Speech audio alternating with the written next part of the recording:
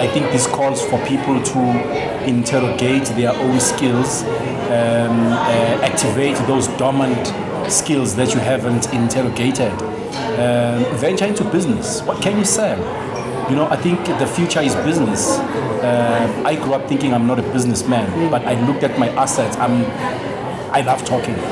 And if I'm not acting, I'm emceeing somewhere, I'm talking somewhere, I'm learning something. Like I said earlier on, when you become successful, you need to impact other people's lives. I've got a book club for young people. Sometimes it's just about people knowing what you get things done. When you are translating that, how dare he? You're personalizing it. Sometimes it's just about people knowing Gugu gets things done, and it's as simple as that. Don't take anything personal.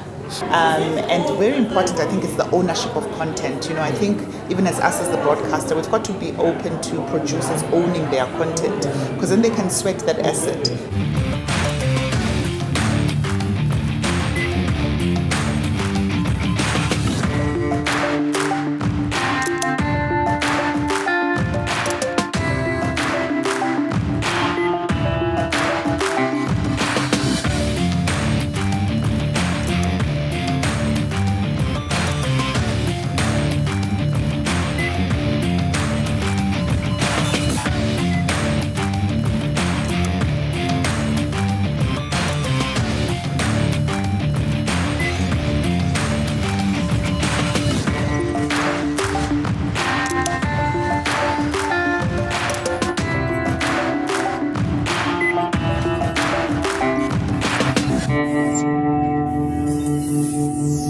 Welcome to ESD. I'm your host, Ntlalontle Ngcakaza, and we are talking evolution of women in leadership. And I'm joined by Muzi, a well-renowned actor here in South Africa. Welcome to the show, sir. Thank you so much. Yes. What are we saying? What is the message we are sending to women today about leadership and in this business space? I think what's important is that the message that I think I'm getting is that everybody needs to be accountable. If you're a leader, you have a certain level of influence. You need to be able to uplift other people, because your story will not only, if your story only affects you, then you haven't been successful enough. But success begins when you begin to influence and impact other people's lives.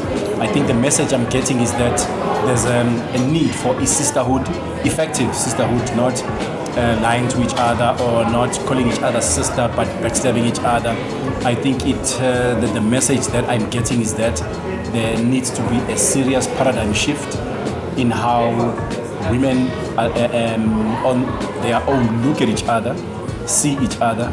There needs to be a paradigm shift in how women look at men, and also there needs to be a serious paradigm shift in terms of who we are as men and how we treat our families, because whatever we do to women, they will do to our families, and that our kids will grow, and then it will be a generational curse of bad habits simply because we didn't pay the price and we have not shifted from thinking that women are possessions.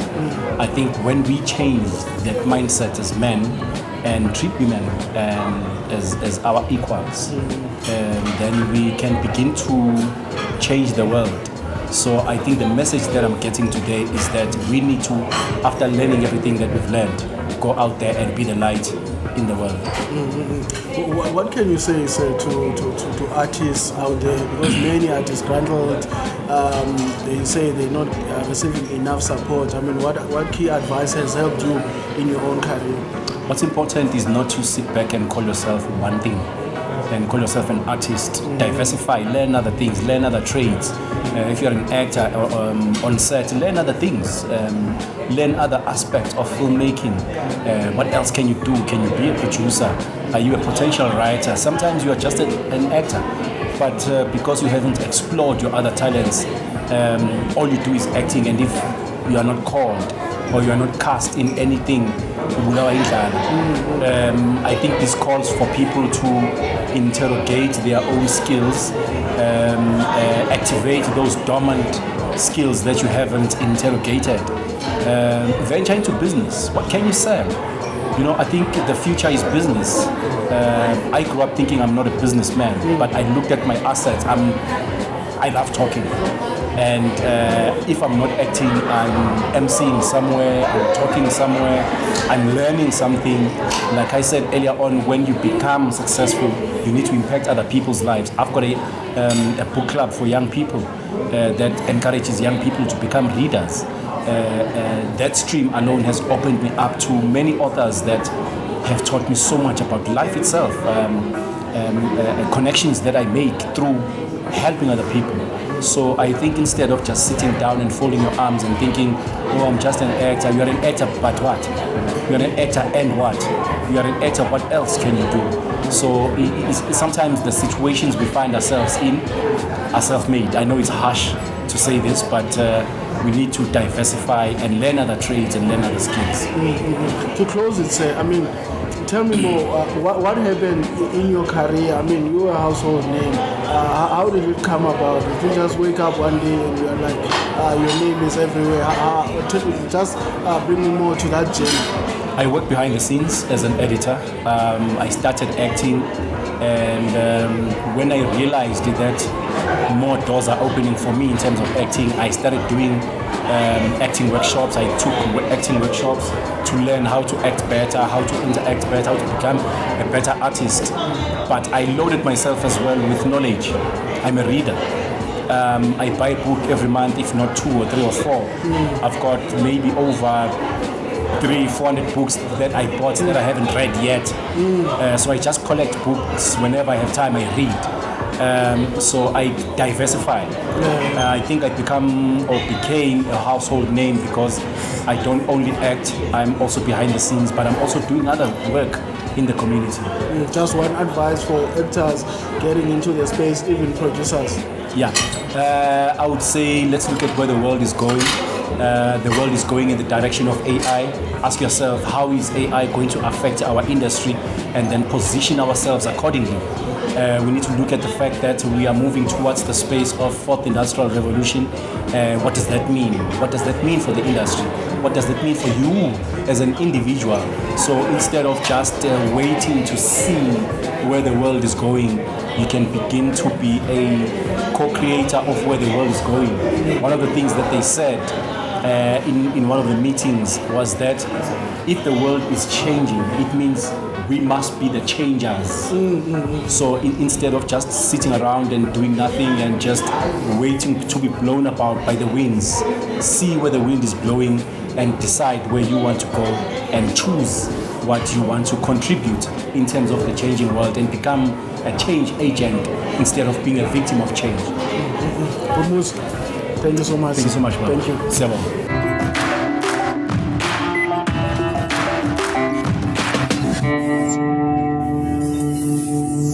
Welcome to ESD. I'm your host Ntlalontle Ngcakaza, and today we are talking evolution of women in leadership, and I'm joined by Lala Tuku from the SABC. She's the head of content. Welcome to the show, ma'am. Thank you so much. It's wonderful to be here. Yes.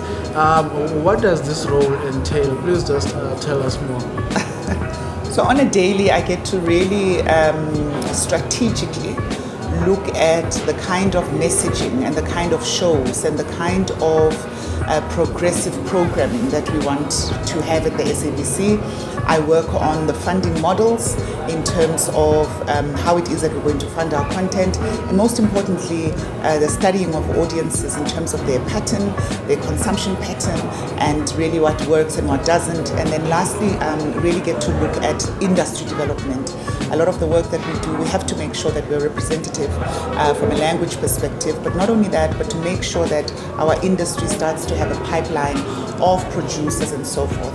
And since February, I've been acting as group executive for television, so I get to really look at the entire television value chain. So I also look after the platforms, which we've got 5 platforms: SABC 1, 2, 3, sports and education.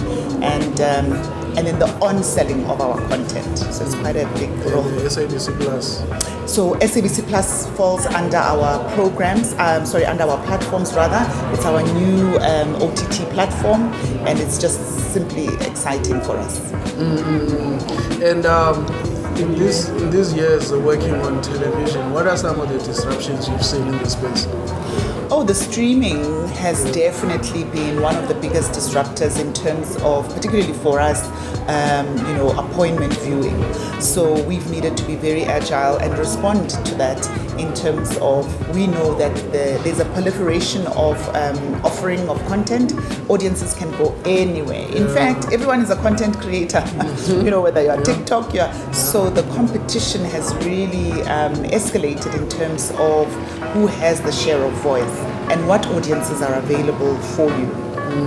And how do you guys keep your relevance and your audiences still tuned in to the SABC with all that competition? One thing I think an 85-year broadcaster, we've remained number one in the country. We've got Uzalo is the number one watch show in the country. Attracts 7.5 million viewers. This we do that by being hyper-local.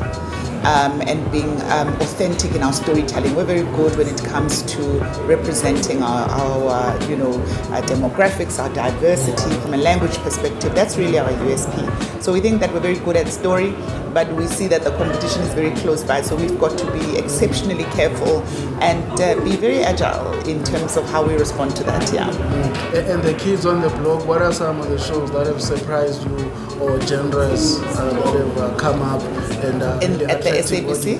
Yes. At the SABC, drama has always worked. Drama attracts audiences like you won't believe. So it means that audiences are habits of creatures women watching the drama all round. You will be surprised. Our highest is women who watch our dramas, but we've got a very large pool of men, and then we do really well when it comes to sports. On SABC Plus during the World Cup, we actually crashed because everyone was flocking to SABC Plus and watching. So the news does incredibly well as well in terms of viewership. And then of course we've got specials, whether it's our award season and so forth. But what we started focusing on as well is formats and entertainment. And we've brought very high-end format programming. Yeah. And what do you foresee maybe in the near future as something that's also going to be really groundbreaking in the space? And also, while on that question, why are you in this particular space? What attracted you to television? I've always been a storyteller. I'm going to start with your second question. I've always been a storyteller. And back then, I think everybody saw it as a hobby. I had my mom was very forward-thinking, so I said to her, I'm going to go and study drama. In fact, I specialized in drama school. I went to a specialized drama school, and then I went to study film. And that's the long story short. I've always been in the industry, from theater to television to film to producing to acting to marketing and funding of films. Yeah. But in terms of game changer, in terms of New Kids on the Block, and in terms of really what is happening, or what we should be looking at, because I think it's about setting the trends. I think there's lots to say around how our audiences can contribute to a story. So, we could start telling story and then have 3 different endings, and how do we have interactivity with the audience? I think for me it's always been something in my thinking. Yes, engage in the socials so that it's more of a collective. We can do things like that. But I think from an industry perspective is the collaboration, the co-producing. And very important, I think, is the ownership of content. I think even as us as the broadcaster, we've got to be open to producers owning their content, because then they can sweat that asset, and then we can really start to have an industry. Because without the ownership, the producers, if they don't own their content, they, we've had an ill whereby we have people who pass away and very poor, but they've been in the industry for so long. So there's something to be said around royalties. There's something to be said around the work that you've contributed. How do you sweat that as a brand? Yeah. And what has been most challenging? I mean, running the public broadcaster must really be, because everybody has an opinion, has an input. So what has been most challenging in this time, and one of the key lessons that you have learned? One of the most challenging, things that we face is our mandate. We've got a public mandate to entertain, inform, and to educate. And that mandate says you have to do this much of hours of this kind of content, be it education, be it religion, be it the news. You've got to play this kind of content, but we actually are operating in a very commercial space. The government only funds us about 3% of our budget. So actually the majority of our budget comes from commercial properties. So our television, so our news, our children's content, the nation's actually not paying for that. And so that's a challenge. And viewers don't pay for their TV licenses. And we know with every service you've got to pay. So we're very challenged when it comes to that. And that's why you'll see things in the news where they say that SABC's bankrupt, SABC doesn't have money. It's because largely we're carrying a mandate that is not paid for. It's an unpaid mandate. But the opportunity there is partnerships, looking at ways in which we could partner. And that's what we've really had to do, is to go outside and look for funding. But we do hope that government would look at funding the mandate. Yeah. To conclude, Sis Lala, advice for women, we're talking evolution of women in leadership, and what has leadership meant to you, and maybe somebody who has mentored you, how they invested into you. Great. The evolution of women is an important and personal even topic for myself, because a society that does not encourage their women to be leaders, and a society that does not promote and safeguard the growth of women is really detrimental to the lack of success. Where you have women in key positions and in leadership positions, they are able to contribute to the dialogue of women, and not only that, but to the policy making of that. I think when you look at even our industry, the film and television industry, is long hours. The writing of our stories, who is the POV from, who are the directors and the producers, it is really still a male industry. And so you see that we have a long way to go, but these conversations are important. In the past 10 years, you even see that the female stories have we've had a flux of them, which is great. We see, because women are complex, they're multifaceted, they are intelligent, they are smart, but how they are portrayed on screen becomes important, because art imitates life and life imitates art. So it's very important what we say about the women and how it is that they play a role. In terms of mentorship and in terms of hand-holding, it's so important for women to have that. We are still, I think, in a shortage of that. In fact, I left the industry because there were no women who did what I wanted to do. So in terms of producing, in terms of being in key leadership positions. And in fact, I was compromised at a certain point on set. And so I left and went and studied a whole different degree. And that's what then brought me back. And I said, I want to have a space on the table, around the table, where I can make contributions that are going to assist women. So sending the elevator down, keeping a seat at the table. I run a mentorship program called The Break with Lala, and that really assists young black female practitioners to be able to crack into this industry without what we call couch casting or anything needed in return from them. So it's all of those things. So unfortunately, I didn't have a mentor. But I mentor others. But there are definitely women I've always looked up to. There are definitely women that I've set my own trail and looking at modeling of what they have done. And obviously reading is important, reading their stories, reading everybody. That is a form of mentorship, even if it's not direct. Well, Sis Lala, thank you so much. Thank you very much. Thanks. Thanks. Okay.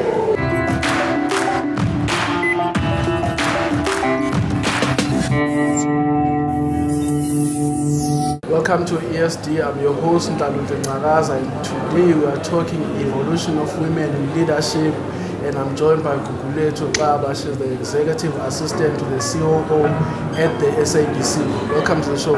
Thank you so much. Yes. Tell me about this journey of working with the CEO at the SABC. How impactful is the work of the SABC? I love that question so much because I just want to give you a bit of background about myself, right? Gugulethu, as a person, is someone that has kind of always been attracted to spaces of organizing, collaborating. I always say to abantu, I like and love controller abantu. So if there's someone that wants to pay me for it, voila. So that's just something that I've always been drawn to and that I always attract. Organizer, putting things together and making them work. So in me having said that, it then takes me to also what I stand for and the values that I stand for. I truly believe Uguti, I was brought in this earth to give hope. And hope can be defined in different ways. We understand that, but to me, hope is giving opportunities as small as they can be to the normal person, or what we would define as a normal person. And normal person can mean previously disadvantaged, which is not a term I really like. Someone that is usually sitting at a corner where I'm going to a potential, but that's me, that's my purpose in life, to give hope. So Unkulunkulu then took me to a space where I'll be able to live that purpose, right? And what the SABC stands for, literally, is to create social cohesion. Through what? Entertaining, educating, and informing, right? Informing can be from a news perspective. Educating could be going out and doing initiatives in Apandle that empower the communities that we live in. That is what the core of the SABC is about. It's not just about us having cameras, action, and go. There's a need for accessibility to everyone. That talks to universal access. You understand? Even someone that's sitting, because I'm not really good in Amakaya. We understand.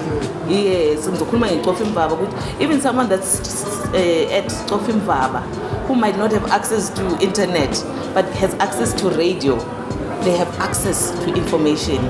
And what is that? It means we are also giving hope as a company, which is what I stand for. So I'm really in a space where I have the ability to have an impact on everyone that comes to my office. Even if it's me just saying, okay, I'll make the interview for you. That's why I'm there. Funny enough, the role that I play is called a gatekeeper. I try so much to not be a gatekeeper, but someone that opens the little opportunities with the little influence that I've got. I don't know if I answered your question. You did. Yeah. Being the executive assistant, to the CEO, you might as well run the organization. So, what have you learned in this time about leadership? So leadership to me is not just about giving direction. It's about empowering the people around you. At that level, you get to understand that it's just not about the profits.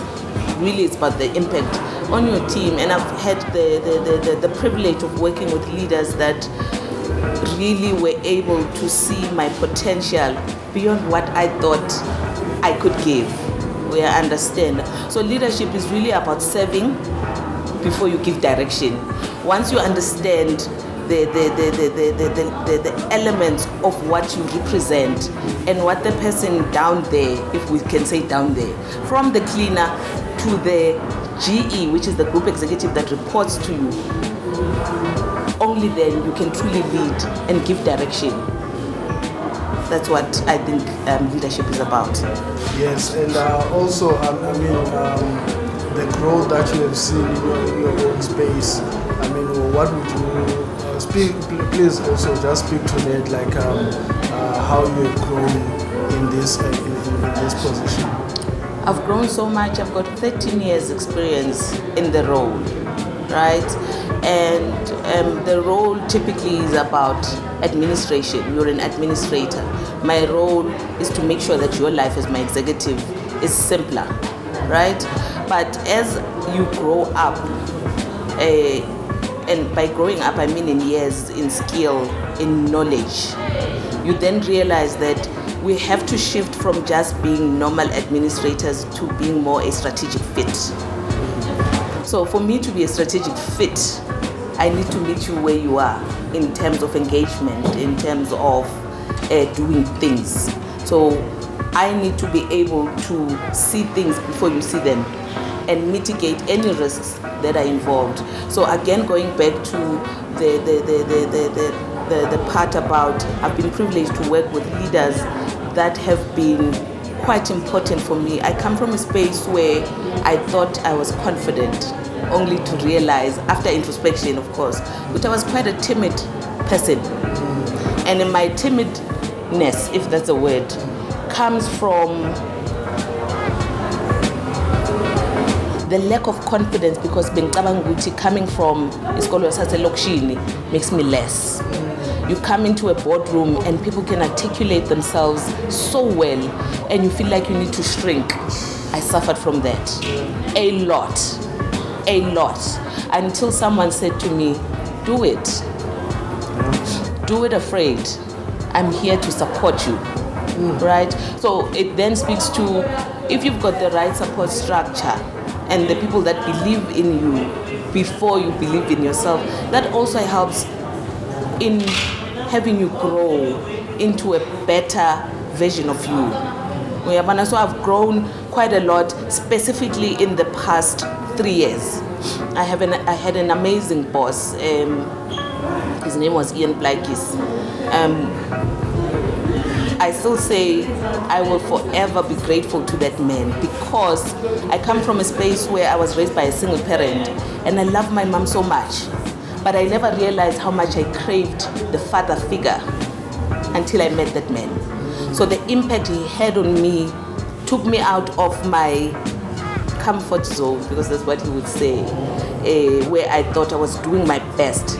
Gandhi, I am limiting myself so that no one can see ukuthi I've got this part about bufokodi, of confidence and not feeling like I was enough, and yeah, I can. What's one quality you learned from this man? One quality I learned from this man is that you have to have a center and recognize that center, because when the going gets tough, whatever it is that you define as center will bring you back and recenter you. And for me, I then realized Uti, I grew up in a religious home, and Nkulunkulu is what centers me. And if I say Nkulunkulu centers me, and yet I believe when he says, I have given you enough for you to shine, and I will never put you in spaces. Yes. I will never put you in spaces that I have not equipped you in. If I say I can't then say I'm not enough. I should go into spaces and truly believe ukuthi uNkulunkulu akazange athi ngizoyenza le interview azi ukuthi ufuna ukungihlaza. I learned that also from him, but also from home. But I truly learned it more in the past 3 years. I then came out of my shell. I then started to speak more, but also realized ukuthi man, LinkedIn is cabanga yone. Nalo yedwa 2 years khuluma. So maybe there is something that I have to offer. And that's now the message that I take, even in these different spaces that I'm in. I like to talk about how I love to speak in Abantwana. And Abantwana is like interns at work. Abantwana esikolweni saka unti, my little one, and speak life into them. We don't know what everyone is going through. Kindness also forms part of the bigger picture, whether you're a leader, whether you're an EA, whether we're mama, whether we're baba, whether we are conversing like we are conversing now. I have to be kind to you because I don't know what you are going through. But also your kindness could also ignite something in me. Uguti, I matter. And now tell me, okay, you are interviewing 2 candidates for your position. Their level same experience, qualifications, and all that. What would break ground between these two people for you? Attitude. Always for me. Yeah. If you have the right attitude. What is the right attitude? I define it as an attitude to always be eager to learn. Always understand Uti. It is not just my opinion that matters. You might say something that I did not think of that might change everything for the better. Attitude for me is key in everything. Yeah, positive attitude. And advice for those little ones now, be like they are in that shell and they are hiding their talents and sitting in the back. Taking back also to those advices from your mentor, like who also spoke to you, like Kutas, So the message is always. The message is really always clear from my side of life. Reach out to people that you think look like they could give you that opportunity. We are so lucky because there's the internet. You can speak behind the screen. Write that email. Write that LinkedIn DM that we were talking about. The worst that could happen is me mising you. But also there is also the possibility that particular moment could be the moment that could change your life forever. Yeah. And I was at another conference and somebody spoke about one of the panelists, the importance of the cover letter. Like she said, like she would just pour herself on that cover letter, and really communicate. So it's really great that you speak on those things. Also, just to close it, one key advice that has helped you in your career. One key advice that has helped me in my career, and funny enough, I wrote this on my LinkedIn profile, and I got this from one of the managers that I used to report to back in the day. Don't take everything personal. It's not personal. We tend to be so invested in uyangnyatsa, akangiboni.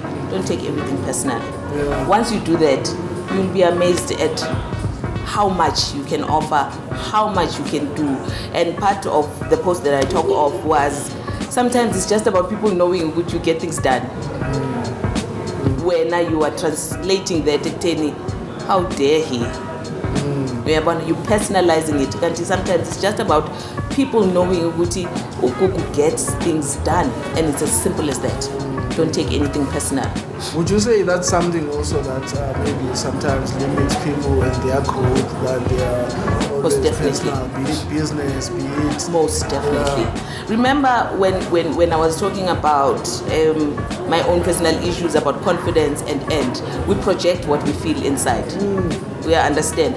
So taking things personal also feeds into that. It's what you think about yourself and what you think should validate you. So if you are validated by a qualification, if you get you'll be offended. In my role, in my role, I always try to put the human element in everything I do. If it means I must offer you a cup of coffee, whether it's in my job description or not, I'm going to offer you that coffee. Because you could be coming into a meeting in my office and you are never, says no one's business, you haven't eaten in 2 days. Maybe that cup of tea that someone else might think, she thinks I'm a cleaner.